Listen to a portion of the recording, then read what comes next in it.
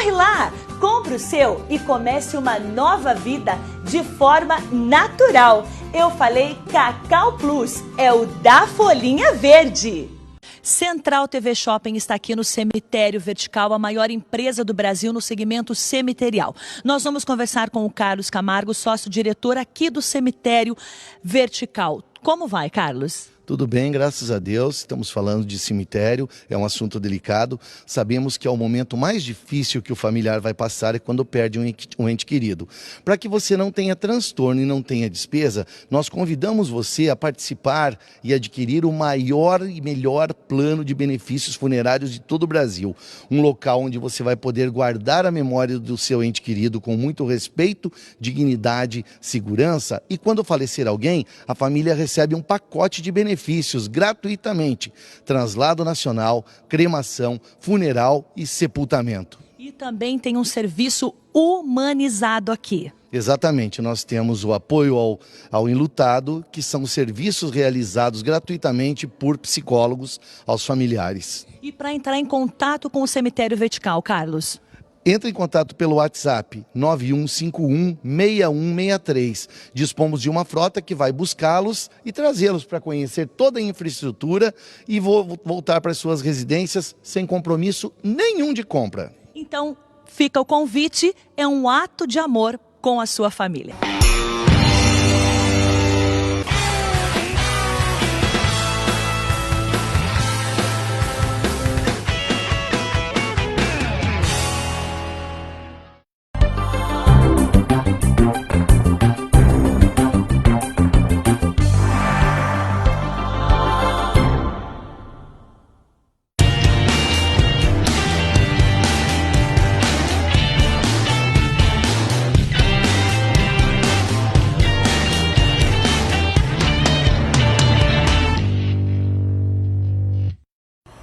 Olá, estamos ao vivo com mais um programa Verdade e Expressão, diretamente dos estúdios da TV Transamérica, canal 59. Também estamos ao vivo pela internet, no nosso Facebook, Instagram e também pelo YouTube. Você também pode nos assistir pelo nosso site, verdadeexpressão.com.br. E também pode participar na timeline do Facebook ou do Instagram, ou então pelo nosso WhatsApp, o 41 99613 3677, vai aparecer na tela aí para você. Hoje, dando sequência à série de entrevistas com secretários de Estado e falando especificamente sobre saúde pública, recebo aqui Carlos Alberto Preto, mais conhecido como Beto Preto. Ele é médico formado pela Universidade Estadual de Londrina, especialista em medicina nuclear pelo Instituto Rio Preto de Medicina Nuclear, pós-graduado em Medicina do Trabalho pela Universidade de São Camilo, vários cursos, foi prefeito, cursos, títulos, se for citar aqui nós vamos tomar um bom tempo do programa, prefeito, se elegeu prefeito em 2012 por Apucarana, se reelegeu em 2016 com uma votação histórica com 86,11% dos votos válidos, prefeito mais bem votado do país em cidades de médio porte. E esse ano, em fevereiro de 2019, ele se tornou secretário de Saúde do Estado. Também já foi secretário municipal de Apucarana de 98 a 2000 e também foi secretário de Saúde na cidade de Califórnia, 2001 a 2002. Boa noite, secretário Beto Preto, mais conhecido como Beto Preto. Vou tomar a liberdade de chamar você de Beto Preto, que é o que mais conhecem por esse nome você. Seu currículo é extenso, uma honra recebê-lo aqui no programa. Seja bem-vindo. Que agradeço, Rafael. Está aqui na TV Transamérica, canal 59, falando com você, ao vivo, aqui no seu programa Verdade e Expressão. Oportunidade de falar com as pessoas, levar um pouco das ideias que norteiam o mandato do governador Ratinho Júnior na área da saúde pública. Antes da gente falar um pouco da saúde, por que a pergunta que já me fizeram aqui, por que Beto Preto? Meu nome é Carlos Alberto Gebrim Preto. Uhum. Carlos Alberto, Beto é corruptela, Beto. Apelido de Carlos Alberto. E Preto é sobrenome. Sobrenome. Mas muitas pessoas têm essa pergunta, essa dúvida, e Mas é uma honra também responder. Meu pai, família de italianos, minha mãe, família de árabes, e os dois famílias que se encontraram no norte do Paraná no final da década de 40 e início da década de 50. E eu sou filho dessa leva de etnias diferentes que é o nosso norte do Paraná, além dos mineiros, paulistas, baianos, gaúchos. Também temos lá árabes, portugueses, espanhóis, italianos. E dessa junção de etnias, de grupos, temos lá o povo norte-paranaense. Então, para mim é uma honra e um prestígio que você me pergunte que eu possa responder. Você tem uma longa trajetória, né, na medicina. Queria que você falasse um pouco dessa trajetória e o que levou você a entrar na política mesmo. Meu pai sempre militou na resistência do MDB, na década de 60, 70, década de 80, juntos. Fundamos um partido também lá, o PSDB, em 1988. E de lá para cá, minha militância sempre foi muito forte na política. E, claro, as questões e conjunturas locais sempre nos colocaram dificuldades, obstáculos, barreiras que superamos devagar. E até que pude disputar a eleição para prefeito. Disputei para deputado federal em 2002, tivemos uma significativa votação de quase 18 mil votos. Disputamos a prefeitura em 2004 com cerca de 20% dos votos da cidade de Apucarana. Em 2008 fui candidato novamente, alcançando 39% dos votos, uma votação significativa. Em 2012 fomos vitoriosos com 47% dos votos. Então, venho de uma participação política, uma convivência dentro da resistência democrática, da redemocratização do país, na época com Tancredo. Convivi de perto com grandes lideranças, com Mário Covas, com Franco Montoro, e sempre tive a oportunidade de participar de perto, olhar de perto a política, sempre participando localmente. E a eleição de 2012 marcou a mudança, uma quebra de paradigmas da nossa Apucarana, que vinha sendo governada há muito tempo por um grupo só. E essa mudança teve no nome da gente essa síntese naquele momento.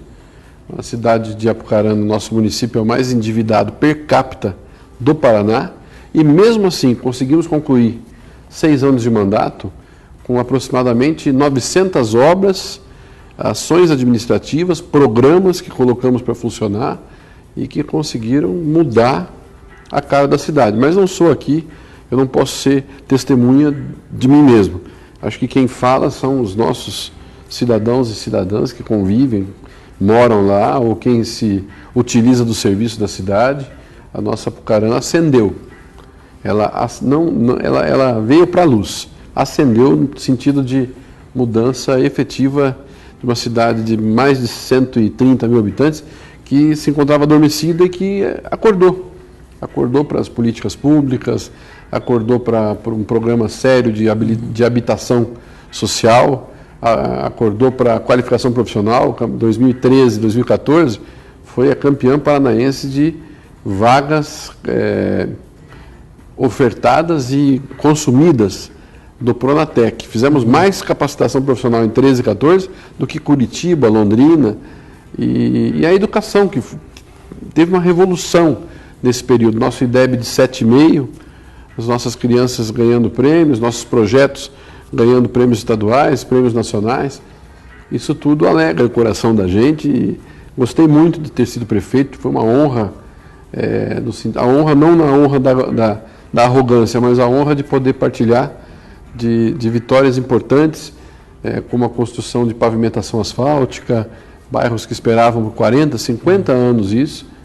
Fizemos um trabalho de construir o melhor asfalto, e fizemos a melhor iluminação nos bairros e tínhamos lá, Rafael, um lema de fazer uma administração do bairro para o centro. Importante de incluir as pessoas. E tenho certeza que conseguimos atingir um objetivo legal. Claro, se qualquer cidade no Paraná, no Brasil, ela é dinâmica. Todos os dias surgem demandas novas, você vai atingindo metas, vai observando o comportamento dessas metas, desses programas que você coloca, e você, a partir disso, planeja outras ações.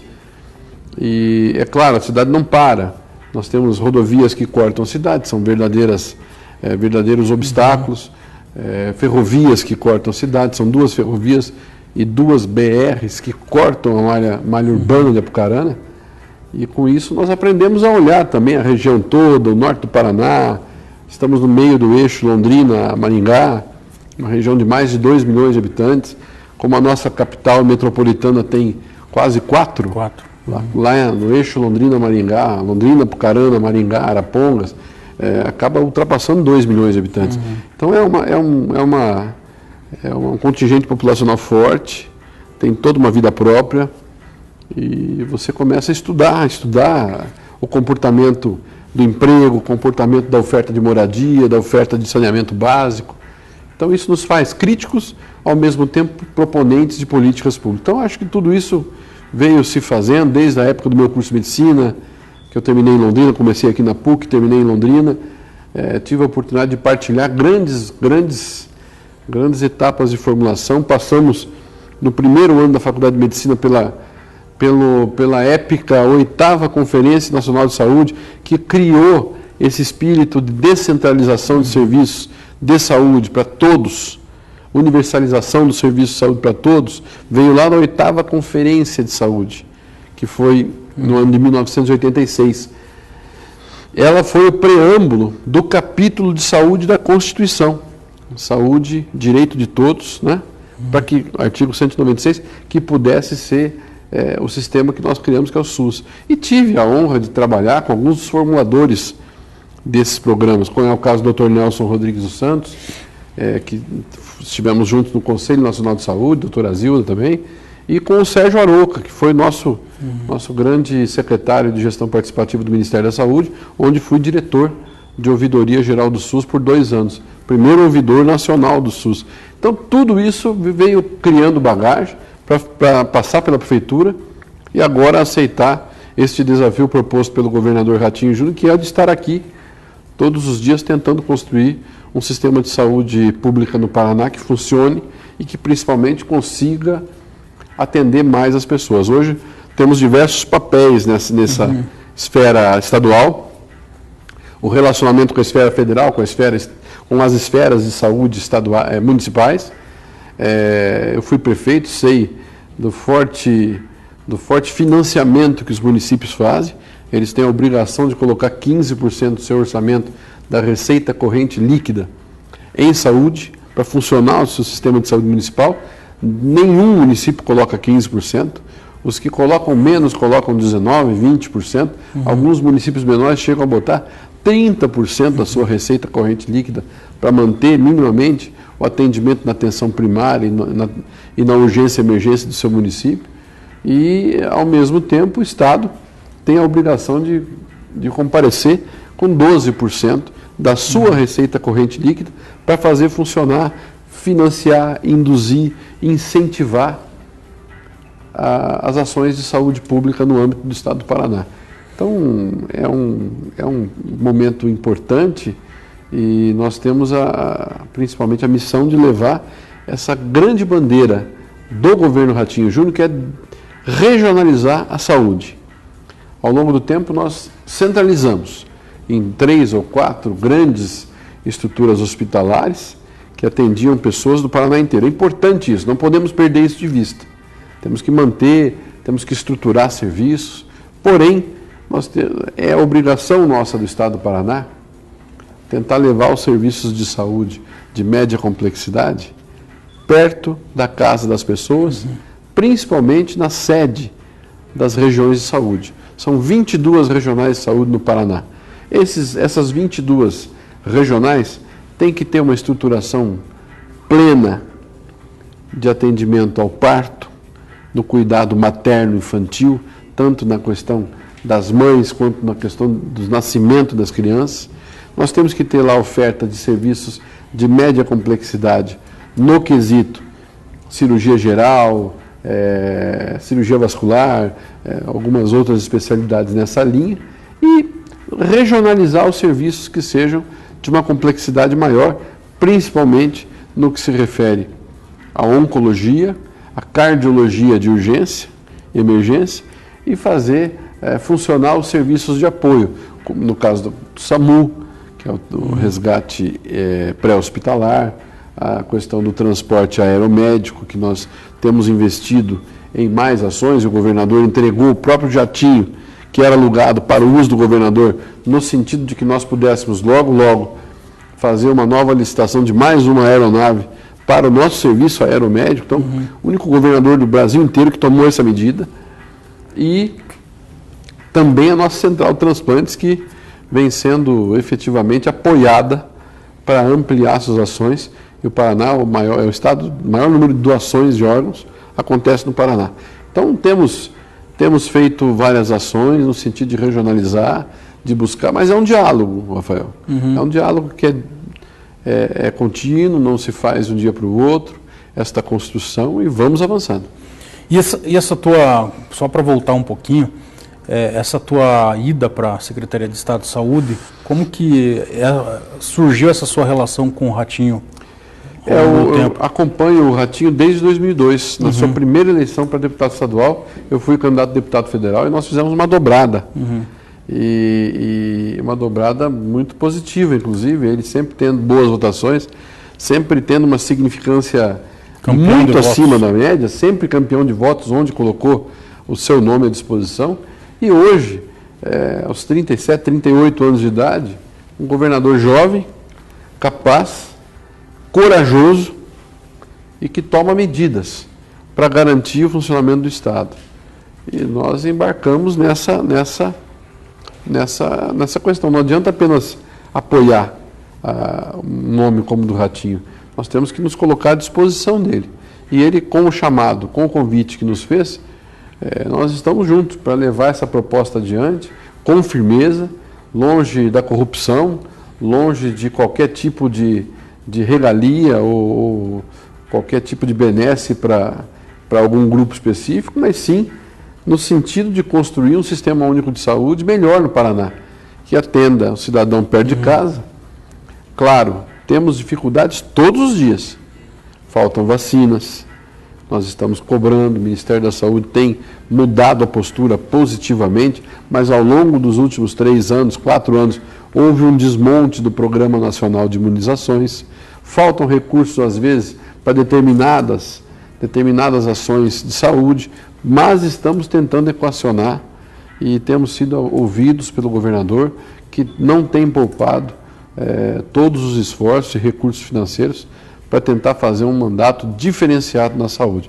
Primeiro ano, quando você rasga uma folha e faz um mandato, que não é um mandato de continuidade, mas é um mandato de ruptura com o passado, com muito respeito, com muita tranquilidade, olhando para o futuro e tentando fazer um novo jeito de pensar política, inovando, trazendo essa questão da inovação como senso prioritário, investindo no novo pensar, no novo fazer. Isso tudo acaba sendo, inicialmente, um pouco assim, puxa, estamos mudando as coisas. Qualquer mudança gera desconfiança. Não é o caso. O nome do governador é muito forte, é uma marca, e o governo vai, paulatinamente, se acertando para caminhar para essas mudanças que estão sendo propostas no Paraná. Fora tudo isso, você enfrentou uma situação difícil, principalmente quem iniciou, né, todos os prefeitos, governadores tiveram uma situação difícil em relação, que é uma pergunta que veio aqui para a produção, em relação aos médicos cubanos, né, que foi desfeito aquele acordo que existia entre o Brasil Sim. e Cuba. Vi vários prefeitos aí revoltados aí que até hoje não conseguiram repor os médicos. A gente teve muito debate ideológico, não é o que interessa para a gente, a questão do debate ideológico, até porque o povo não está preocupado com ideologia, o povo está preocupado em ser atendido. Sim. O que você pode, aqui no Paraná, o que você pode falar, se tem números ou não, o que foi feito para tentar, digamos, repor aí esses médicos que saíram? Na verdade, o próprio Ministério fez a reposição, nós fizemos aqui um acolhimento com eles, é um número grande, inclusive, mais de 600 profissionais, mas o programa do Mais Médicos vem sendo encerrado. A cooperação internacional com Cuba acabou, E no Brasil inteiro, 1.700, 1.800 cubanos ficaram. Então, existe uma demanda do próprio ministro Mandetta, no sentido de tentar, uma medida provisória, fazer com que eles possam voltar a atender. De um modo geral, o programa Mais Médicos teve uma aceitação muito grande, principalmente nos bairros mais distantes das cidades de médio e grande porte e nos municípios mais longínquos. Foi bem avaliado pela população. Então, da maneira como aconteceu a ruptura, não foi bom. Porém, agora o governo acena com outro tipo de financiamento da atenção primária em saúde, atende e também propõe o programa Médicos pelo Brasil. Então, nós estamos avaliando, estamos tentando fazer também a nossa parte, somando esforços com o governo federal. O Sistema Único de Saúde ele tem que dialogar nas 3 esferas, federal, estadual e municipal. Ao longo do tempo, o incentivo financeiro, o financiamento efetivo da esfera federal diminuiu um pouco. Então é importante que nós possamos tentar, de alguma maneira, trazer o governo federal para uma participação mais efetiva. Agora, cada estado também tem a sua legitimidade de propor algumas outras saídas. E nos próximos meses, nós vamos ter, possivelmente, aí uma possibilidade diferente de fazer uma capacitação de médicos. E é um programa que nós devemos lançar no início de 2020 e que eu reputo seja da maior importância, e para isso contamos com a Escola de Saúde Pública e contamos também com a nossa diretoria de atenção e vigilância em saúde. Estamos montando a proposta para que 2020 possamos, quem sabe, já no início do ano, fomentar com financiamento um pouco federal, financiamento estadual e também o financiamento municipal de bolsas de residência médica. É uma grande saída, estamos estudando o projeto de outros estados para também trazê-lo aqui para o Paraná. Pode ser que nós consigamos com isso um avanço importante na atenção primária em saúde, um reforço que hoje não existe, que é um pouco que ficou descoberto com a diminuição de vagas dos programas federais, e uma resposta que nós possamos dar, desde que tenhamos o financiamento necessário por parte do Tesouro do Estado. Agora, secretário, esse tema que você trouxe aí, esse programa aí, pode ser relevante porque a gente vê gostaria que você falasse disso, que os centros menores ou prefeituras, digamos, menos guarnecidas, elas têm dificuldades em contratar médico por causa do custo do médico, né? Gostaria que você falasse disso, como, na sua opinião, isso é um problema nacional, né? Isso daí não é Paraná, não é... Isso daí todo mundo tem dificuldade, todos os prefeitos têm dificuldade em relação a isso. Que esse programa aí que você falou aí tem alguma atenção nesse sentido? Tem. Nós estamos bolando um financiamento tripartite, mas que também seja um momento de formação dos médicos na área de saúde da família. Cada vez mais nós estamos formando médicos no Brasil. E essa formação tem que visar também a construção do Sistema Único de Saúde, que é a política pública colocada pela própria Constituição Federal. Então, nesse sentido que nós estamos bolando esse projeto, temos bons exemplos aí, Goiás, temos exemplo do Espírito Santo, vem sendo montado, Tocantins teve uma ideia boa nesse sentido, e quem sabe nós não tenhamos condições também de fazer isso acontecer no Paraná. Pode ser um salto de qualidade no sentido de atrair mais colegas médicos que queiram se interessar pela área, queiram se interessar pela especialidade e que tenham a garantia depois de cumprida a sua etapa, da permanência e da possibilidade da continuidade do trabalho. Mas isso tudo nós estamos estudando, devemos apresentar esse estudo nos próximos meses. Um outro fator que eu reputo da maior importância, essa questão da contratação de médicos segue toda uma lógica, inclusive levando em consideração o salário do prefeito dos municípios menores. Ninguém pode ganhar mais do que o prefeito em cada município. Então o salário dos prefeitos não é um salário lá no alto, é um salário mediano. E muitas vezes o médico tem um salário maior. Então tudo isso está sendo pensado, porque não adianta simplesmente colocar mais recursos financeiros à disposição do setor saúde. Se você não tomar cuidado, a inflação do setor, com dinheiro maior, acaba corroendo isso nos mesmos serviços. Então nós temos que colocar dinheiro novo e cobrar serviços novos. Caso contrário, nós estaremos inflacionando os serviços já existentes. E não estou falando aqui do salário do médico. O salário do médico é um componente, porque o médico hoje não trabalha mais sozinho, tem a presença do fisioterapeuta, tem a presença do enfermeiro, tem a presença de toda uma equipe multiprofissional que cerca esse trabalho da atenção primária em saúde. Então, tudo isso tem custo, como tem custo o exame complementar, como tem custo a internação, que você tem que levar ou trazer o paciente, e como tem custo o transporte das pessoas, de um modo geral, que saem das suas casas nos municípios menores e tem que buscar o atendimento hoje para uma simples cirurgia de hérnia inguinal, uma cirurgia de retirada da vesícula, por pedra na vesícula, a 400, 500 quilômetros de distância. Então, tudo isso está no bojo do nosso projeto de regionalização.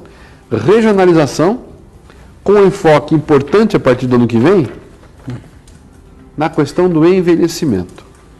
Nós tratamos tanto de pediatria na situação materno-infantil, cuidamos das pessoas, falamos aí do Novembro Azul, do Outubro Rosa, mas não há hipótese mais de se esquecer que dentro de 5 anos, 6 anos, talvez 8 anos, teremos mais paranaenses com mais de 60 anos de idade do que aqueles paranaenses com menos de 15 anos de idade. Sim. Então, esse contexto do envelhecimento, nós precisamos levar para dentro das unidades básicas de saúde, para dentro dos municípios, independente da presença ou não do especialista da área, que é o geriatra, sim, até porque no Paraná são apenas 120 geriatras. E em 3, 4, 5 anos nós não vamos conseguir formar mais 300. Então é importante que esses médicos, nossos colegas médicos, as enfermeiras, os enfermeiros, toda a equipe da unidade básica de saúde possa dialogar com mais elementos sobre essa questão do envelhecimento das pessoas. Então estamos buscando uma estratégia para levar para dentro dos municípios, para dentro das unidades básicas de saúde, esse tema, que é um tema da maior importância para o Paraná 2030. 2030. E parece que até 2050, a gente estava levantando aqui, vai ter mais idosos na população brasileira. Então, a partir de 2025, 2026, no Paraná, já teremos mais paranaenses acima de 60 anos do que aqueles com menos de 15 anos. A base da pirâmide não vai se inverter, sim, mas ela vai ficar um cone. E a partir de 2040, 2050, aí sim, diminui na base e aumenta lá em cima. Então, só para entender, que era até seria alvo de uma pergunta minha, então vocês estão desenvolvendo políticas públicas para isso. Para levar para dentro da unidade básica de saúde, atenção primária em saúde. E eu vejo, Rafael, que é importante, não diria retomar, não é esse o termo, mas fortalecer o empoderamento, a resolutividade das unidades básicas de saúde. Ao longo do tempo, nós vimos diminuir o número de consultas de pré-natal, número de consultas de pediatria. Então, é cabível que o empoderamento das pessoas que ali trabalham, nós possamos também reposicionar profissionais que possam atuar nessas áreas. E, junto com isso tudo, inserir o assunto do envelhecimento. Eu volto a insistir, não teremos geriatras para todos os municípios, mas é importante que o assunto do envelhecimento esteja dentro da pauta de cada unidade básica de saúde.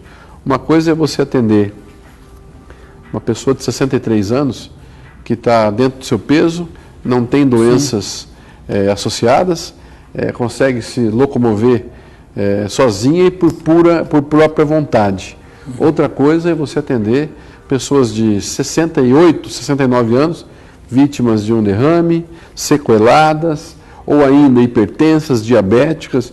Cada um tem o seu perfil, cada um tem o seu histórico de doença familiar, cada um tem o seu antecedente pessoal.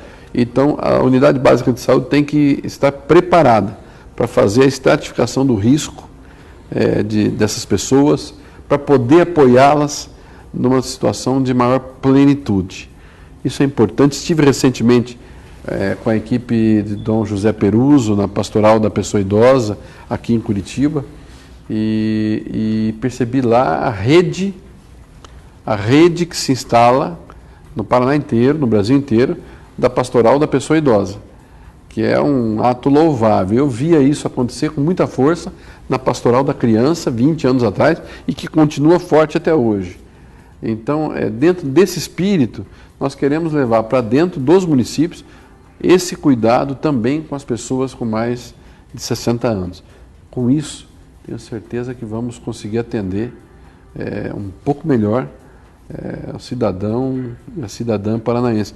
Essa função não é do Estado, ela basicamente é do município, mas o município não estará sozinho nisso.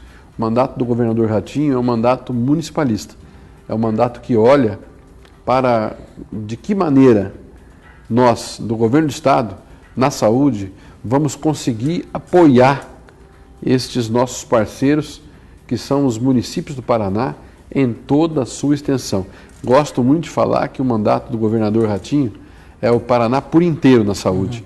Ele olha para Curitiba, que é a capital, mas ele olha com um carinho maior ainda também para essa questão da falta de atenção à saúde especializada, por exemplo, na área da região metropolitana.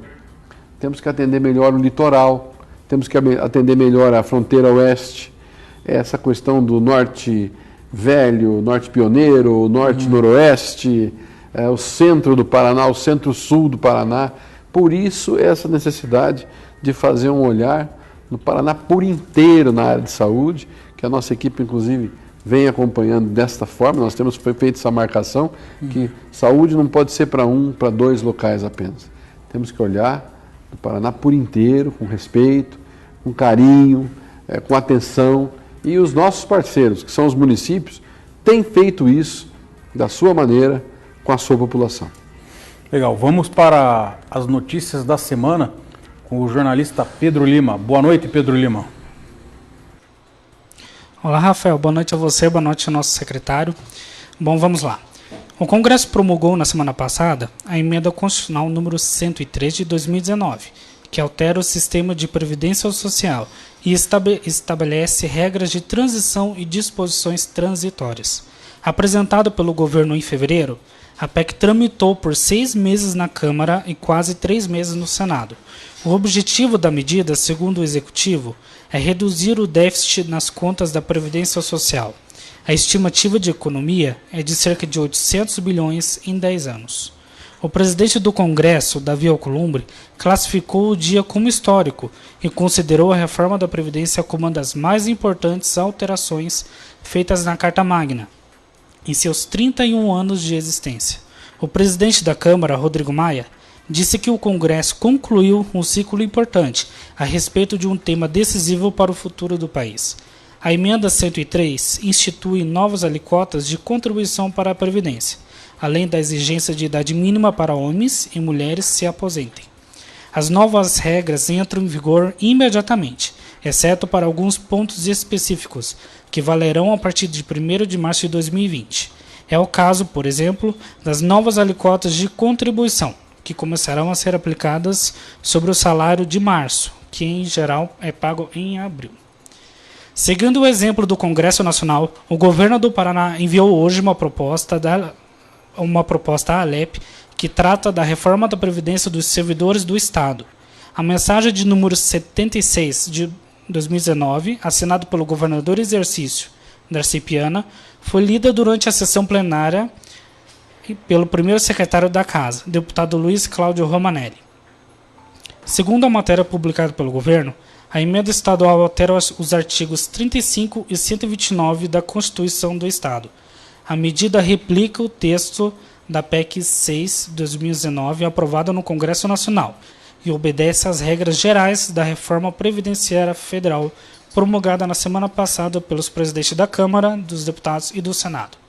A PEC deverá ser examinada pela CCJ durante a reunião de amanhã. Reconhecida a proposta e sua publicação, ocorre a formação da Comissão Especial, que emitirá parecer sobre a proposta e as eventuais emendas apresentadas pelos deputados. Na sequência, a proposta será submetida a 2 turnos de discussão e votação, com intervalo de 5 sessões entre as votações. Para ser aprovada, a PEC precisa de um voto favorável de 33 deputados estaduais. Aprovada a proposta e suas eventuais emendas, caberá à comissão especial a elaboração da redação final, se necessário. Esse texto final deve ser submetido ainda à nova votação em plenário. Só então, depois de aprovada nessa última etapa, é que a emenda será promulgada pela mesa da Assembleia. Com informações da Agência Senado e da Assembleia Legislativa do Paraná. Imagens de Pedro França e Dalie Felberg. Voltamos ao estúdio. Legal, obrigado Pedro Lima. Estamos de volta aqui com Beto Preto, secretário de Estado de Saúde. Estamos falando aqui sobre a saúde no Paraná, os projetos dele e do governo Ratinho. Você falou aí de aproximação perante a população do atendimento. E para tanto tem aqui uma ideia aí, um projeto de criação de uma nova macro-região de saúde, a 5ª macro-região, que envolveria regiões de Irati, Guarapuava e Ponta Grossa. Gostaria que você falasse mais. Essa é uma região do estado que carecia de alguns investimentos, alguns serviços de uma complexidade maior. E isso nós estamos mobilizados a fazer. Guarapuava e Ponta Grossa vêm recebendo incentivos financeiros para a constituição de muitos serviços de saúde mais elaborados, e Guarapuava principalmente vem recebendo agora incentivos financeiros na construção de um novo hospital, um hospital regional, 55 milhões de reais, mais 19 milhões de reais de equipamentos para este hospital. Deve ficar pronto no primeiro semestre de 2020. Um centro de especialidades foi construído no mandato passado. Nós terminamos de mobiliar, terminamos de colocar equipamentos nesse centro de especialidade, e lá agora vamos trazer os 4 consórcios de saúde dos municípios da região para a formação de apenas um consórcio que vai tocar esse centro de especialidades, também contando com incentivo financeiro por parte do estado do Paraná. Não só isso, em Guarapuava nasce hoje um novo hospital do câncer, que vai atender em conjugação de esforço do Hospital São Vicente, de lá, e o Hospital Erasto Gertner, de Curitiba. Então, levando também a excelência do Hospital Erasto Gertner lá para Guarapuava. Então, a 5ª região, somando esforços aí entre Ponta Grossa, com seu hospital universitário, com o número de profissionais de alto gabarito que a cidade tem, com os investimentos que são feitos lá por parte do Estado e por parte da própria Prefeitura Municipal de Ponta Grossa, através do pronto-socorro municipal, através de outros serviços ofertados lá já existentes, eu tenho convicção. O Hospital da Criança, que é muito forte lá em Ponta Grossa, tem o apoio de juízes federais, de procuradores federais. Eu tenho certeza que nós vamos ter 2 cidades de médio porte com serviços mais especializados ainda, o que fortalece estas regiões, principalmente a configuração desta 5ª macro-região. Temos a Macro Norte, que congrega 102 municípios, a Macro Noroeste, que são 115, a Macro Oeste, região de Cascavel, sediada em Cascavel, e a Macro Leste, que é a Macro de Curitiba, que hoje alcança toda essa região que nós estamos falando. Esta região deverá ser dividida na presença da 5ª macro-região, que é essa macro-região Centro-Sul, que nós devemos ter com a oferta de mais serviços e que vai se configurar principalmente com o Hospital Regional de Guarapuava, Hospital do Estado do Paraná, que nós ainda estamos fazendo um modelo de gestão desse estado, desse hospital. Cada vez mais nós precisamos dos serviços. E precisar dos serviços, às vezes, o serviço tem que ser ágil, tem que ser colocado da melhor maneira possível. Estamos buscando a melhor modalidade de gestão para fazer girar o Hospital Regional de Guarapuava, o Hospital Regional de Ivaiporã, que está em construção, mais ou menos no mesmo degrau aí de obra executada aqui em Guarapuava, a Santa Casa de Misericórdia de Paranavaí, que tem a sua unidade 2, nós aportamos lá 19 milhões de reais em equipamentos, mas eu insisto em falar, Rafael, não adianta colocar dinheiro novo se não tiver dinheiro novo, se não tiver serviço novo. E por isso os próprios municípios da região estão juntos é empreitada de fazer mais cirurgias eletivas, de montar estratégias para atrair mais profissionais de saúde para lá, e eu tenho certeza que isso vai acontecer. Em conjugação com isso, temos um desafio, que é o desafio de botar para funcionar o Hospital Regional do Telêmaco Borba, que está há 10 anos pronto, e que até hoje nunca atendeu uma pessoa sequer. Então nós estamos também nessa investidura, no sentido de fazer funcionar aquilo que está parado, como fizemos aqui no Hospital de Reabilitação, aqui na Santa Cândida, que leva o nome de Ana Carolina Xavier. Ele fazia até o meio do ano 30 cirurgias por mês. A UTI fechada desde a sua inauguração. O tomógrafo do hospital quebrado há 4 anos. Consertamos o tomógrafo, entregamos a gestão do hospital para o Hospital do Trabalhador, que tem uma performance muito forte de gestão, através da equipe comandada pelo Dr. Gessi, e fazemos 30 cirurgias por mês lá. Hoje já são mais de 200 em 3 meses. E a tendência é chegar agora em dezembro, fechando um número mágico aí de mais de 300 cirurgias. Então, assim, de 30 para 300. 10 vezes mais. Isso mostra vitalidade para mudar. E uma UTI que estava fechada está aberta, possibilitando a retaguarda para procedimentos cirúrgicos de maior complexidade. Então, o governador Ratinho tem isso muito forte na sua vida, no seu norte de ações. Nós temos que olhar para frente. É a mesma coisa de tirar o retrovisor do carro, jogar fora e falar, nós vamos para frente, não olhe para trás. Aquilo que deixaram sem funcionar, nós vamos fazer funcionar. Nós vamos tentar elaborar estratégias para pôr em andamento a favor das pessoas. Isso não tem populismo, não tem demagogia. É sentar, organizar, planejar as ações e atingir os objetivos de atender as pessoas com respeito, com cidadania plena. E é isso que o governo faz de um modo geral, quando consegue buscar a maior geração de empregos, quando consegue atrair mais investimentos. Então o secretário Ney Prevô buscando novas oportunidades, a Invest Paraná procurando outros parceiros comerciais do Paraná, o secretário da Fazenda que consegue organizar a casa para que não falte recurso. Então tudo isso é o governo se movimentando, sob a batuta do maestro, que é o governador, e do nosso secretário da Casa Civil, Guto Silva. Você falou de hospitais. Maringá teve um recurso que foi liberado, que é o Hospital da Criança em Maringá, que está em andamento. Como você poderia dar um panorama geral dele? O Hospital da Criança de Maringá é um orçamento de 124 milhões de reais do poder público de um modo geral. Quem toca essa obra é o município de Maringá, num convênio com a Organização Mundial da Família. O governo federal entra com 90 milhões e o estado do Paraná com 34 milhões para a obra. E a obra é uma obra de um grande hospital infantil. Nós temos um hospital infantil de referência no Brasil todo, que é o Hospital Pequeno Príncipe, que completou 100 anos recentemente. Nós temos aqui em Campo Largo um hospital pediátrico também, de crianças, que é o Hospital Valdemar Monastier, um hospital do Estado. E lá em Londrina, o Hospital Sagrada Família, que é um hospital de crianças também, da Irmandade da Santa Casa de Londrina.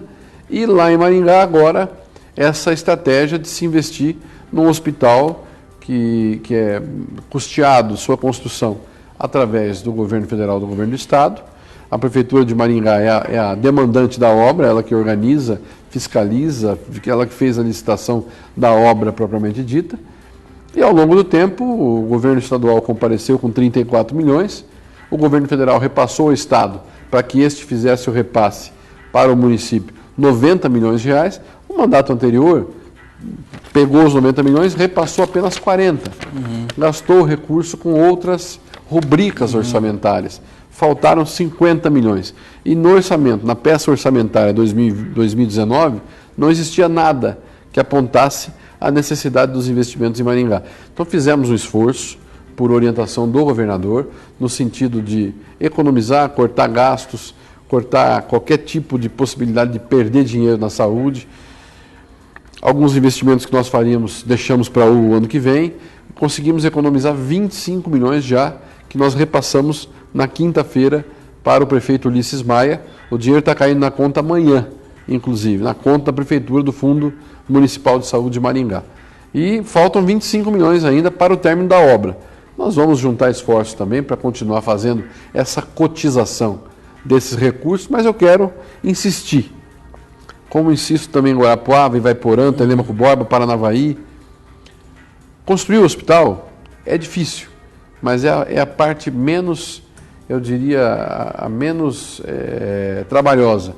O que dá trabalho mesmo é fazer a gestão do hospital. A viabilidade. O tijolo, o cal, cimento, não atende ninguém. O que atende é a equipe preparada, motivada, as pessoas certas no lugar certo para atender as pessoas quando mais precisam. E saúde, de um modo geral, é muito difícil. Por isso que nós temos que ter profissionais de alto gabarito preparados. No hospital de crianças, ainda mais, porque vão ser necessários cirurgiões pediátricos, vão ser necessários cirurgiões cardíacos pediátricos, vão ser necessários ortopedistas pediátricos. Então são médicos que nós dizemos que têm 2, 3 especialidades. Além de ser pediatra, ele é ortopedista na área de pediatria, é um neuropediatra. Então são situações de altíssimo gabarito que terão que ser atraídos para fazer este hospital funcionar. Não será a partir de abril ou maio que ele vai funcionar na sua plenitude. Ele deve funcionar em módulos. E por isso estamos já começando um diálogo com a Prefeitura de Maringá, Secretaria Municipal de Saúde de Maringá, no sentido de que ela consiga também fazer a modelagem desses módulos. E assim nós possamos, quem sabe, já no meio do ano que vem, ter uma parte desse hospital funcionando adequadamente para atender crianças de toda a macro-região noroeste. É um grande avanço, mas o custeio disso não será fácil. Então temos que juntar esforços entre os 3 entes, principalmente quem paga sempre a maior parte da conta da área de internação hospitalar é o governo federal. Ele tem que também nos ajudar e comparecer com recursos de custeio para acontecer esses tratamentos, essas ações de saúde que se pretende acontecer lá no Hospital da Criança de Maringá. Bom lembrar também, secretário, que teve no início do mandato aquela situação do contingenciamento. Então Sim. Vocês sofreram com isso, né? E teve que... Como que você trabalhou, né? Porque, de repente, menos recurso e ter que ter essa, digamos, habilidade, essa clareza para melhor destinação. Nós fizemos uma conversa franca desde o início com a Secretaria de Fazenda, que sempre foi muito participativa, foi uma grande parceria deste mandato, o secretário René Garcia, e que se posicionou sempre de maneira muito austera, mas com muita sensibilidade quando necessário. E, por exemplo, a viabilização de recursos dos hospitais universitários que estavam contingenciados, nós, através da DREM, nós conseguimos viabilizar uma boa conversa e agora já desenhamos uma solução para 2020 já, com o apoio da Secretaria de Fazenda. Então, esse é um governo que dialoga, esse é um governo que se reúne toda semana, conversa, olho no olho. Muitas vezes as conversas não são apenas pacíficas, são conversas que são muitas vezes de posições um pouco divergentes aqui ou ali, mas a tocada do governador consegue aplainar todas essas arestas que surgem e nós vamos construindo uma relação de resultados. E por isso que nós estamos conseguindo superar esses obstáculos, como foi a questão do contingenciamento. Porém, não reputo que tenha sido errado, porque também estamos numa esquina da história e temos que fazer novas contas, temos que fazer o entendimento do que se gasta em saúde, o custo que tem, quanto custa um hospital universitário, quanto custa um hospital filantrópico, quanto custa um hospital próprio da rede estadual, temos 17 hospitais, quanto custa um hospital privado que presta serviços ao SUS. Tudo isso tem que vir para dentro da conta, no sentido de se gastar melhor o dinheiro público que compra serviços de saúde. Uma outra situação, a gente sabe que um dos grandes problemas aí do século XXI é a questão da saúde mental. Quais as políticas públicas que vocês estão adotando?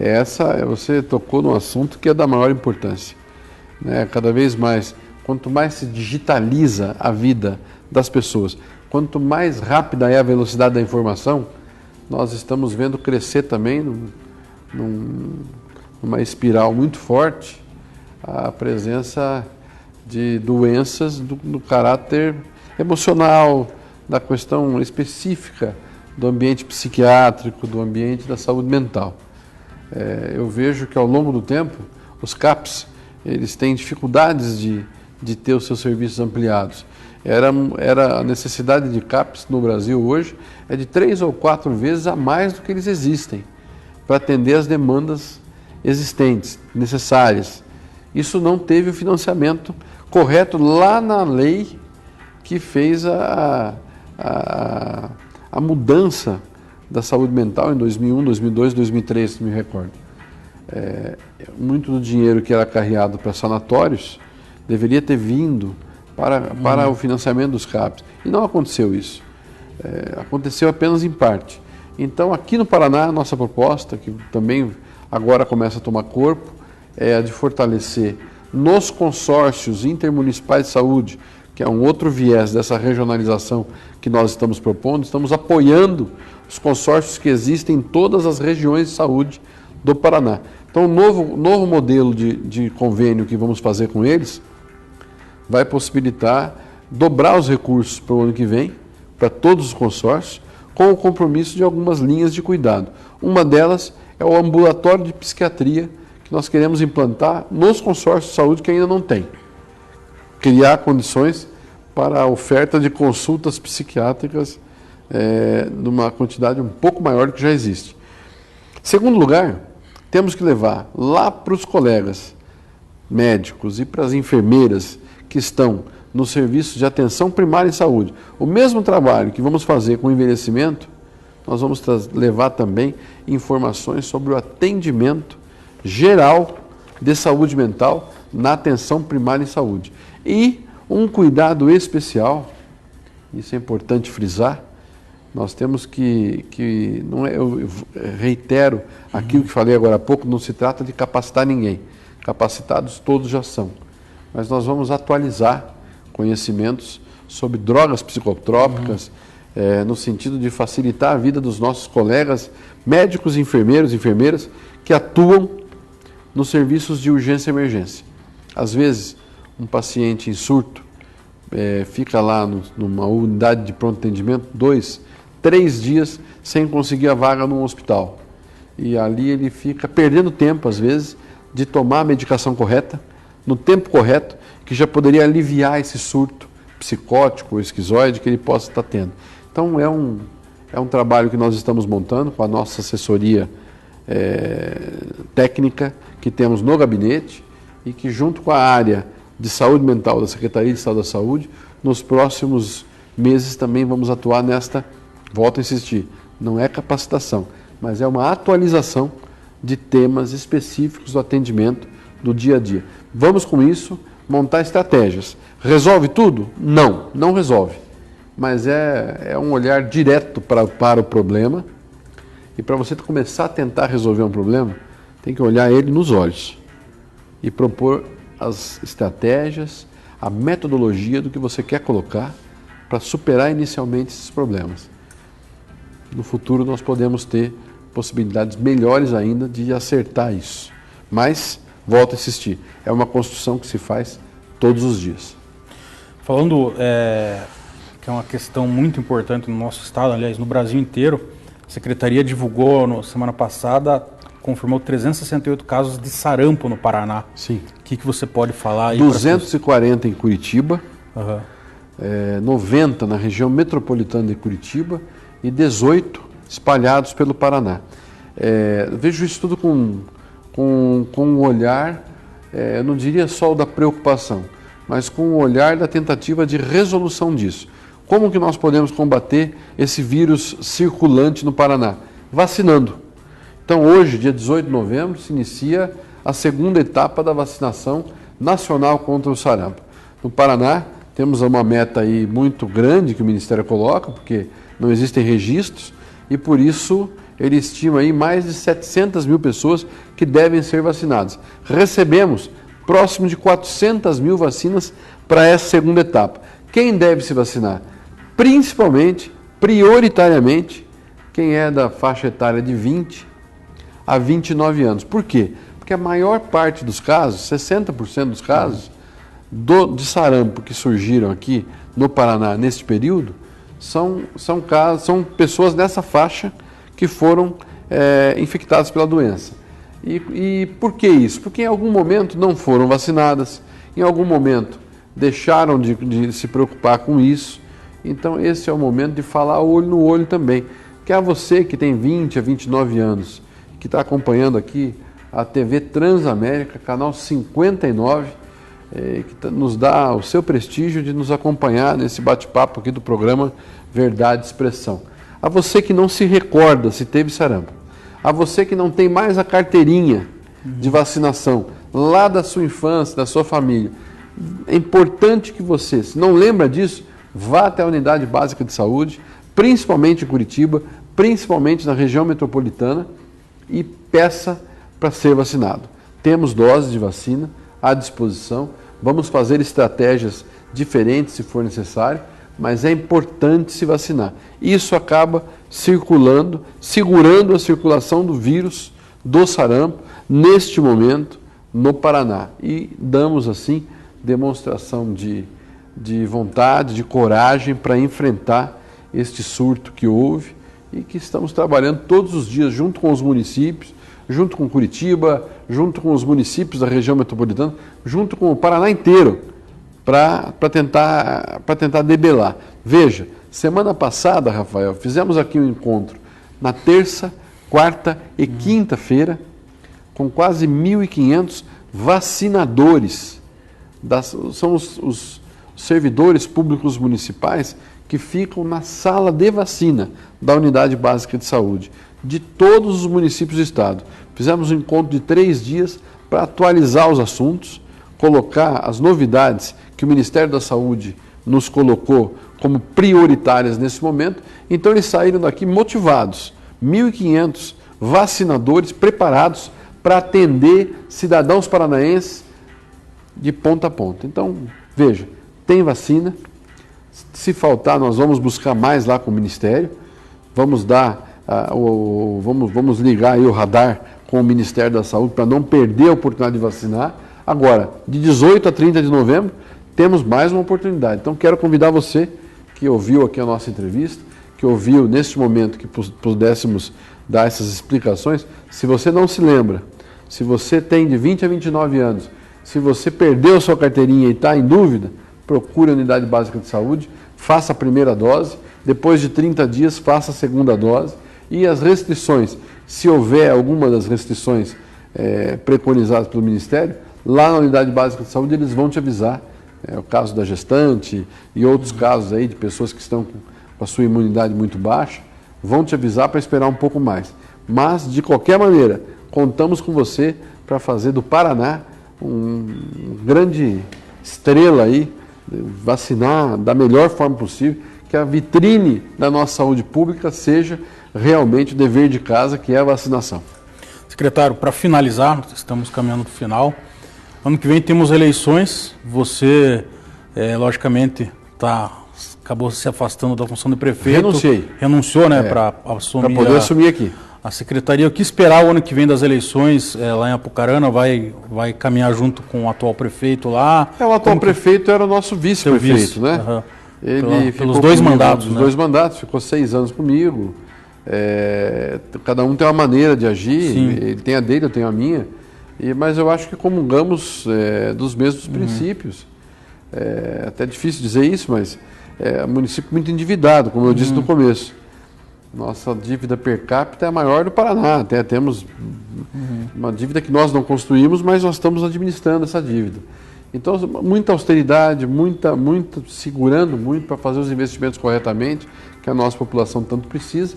E dentro desse espírito, nós temos feito um trabalho de aproximação com o prefeito Júnior da FEMAC, que deve ser candidato à reeleição. Agora, a eleição acontece nos 399 Sim. municípios. E o governo do estado tem feito um trabalho para atender todos os municípios, independente de partido político. Então eu quero dizer aqui no seu programa, quero dizer na TV Transamérica, que eu faço votos que a população escolha também prefeitos e prefeitas, vereadores, vereadoras, comprometidos com a saúde pública. Porque a saúde é um bem maior. Eu fui prefeito e tive uma satisfação enorme com a educação, muito grande. Mas a saúde sempre foi o nosso desafio. E a saúde, diferente da pavimentação urbana, diferente da própria educação, diferente da iluminação pública, ela é acionada principalmente quando as pessoas precisam. Então é necessário que nós tenhamos homens e mulheres comprometidos efetivamente com a causa da saúde. Por isso que eu deixo aqui os meus votos para que as pessoas elejam prefeitos, prefeitas, vereadores e vereadoras de diferentes partidos, da iniciativa e da majoritariamente o gosto de cada cidade, mas que tenham amor por discutir o assunto da saúde pública. É isso que eu queria deixar aqui como recado final. Obrigado. Obrigado, Rafael. Parabéns Satisfação. pelo seu programa.